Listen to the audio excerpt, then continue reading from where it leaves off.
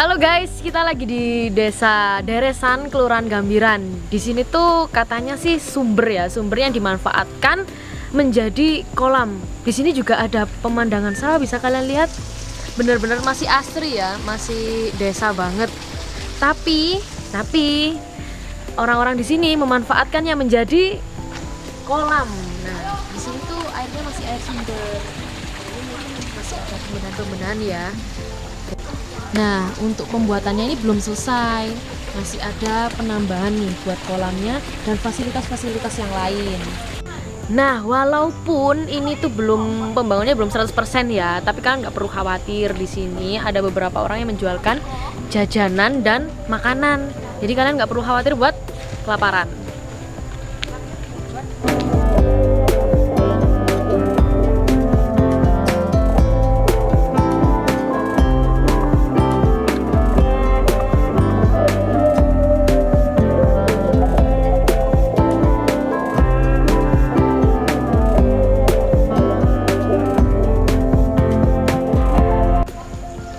Di sini kalian bisa berpiknik sama teman, sama keluarga, karena di sini sih tuh udah ada fasilitas tempat duduk seperti ini dan juga ada lesehan-lesehan yang bisa kalian nikmati.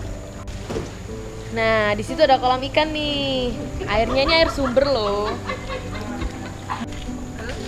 For your information, ini adalah pohon yang sudah ada sejak ratusan tahun yang lalu.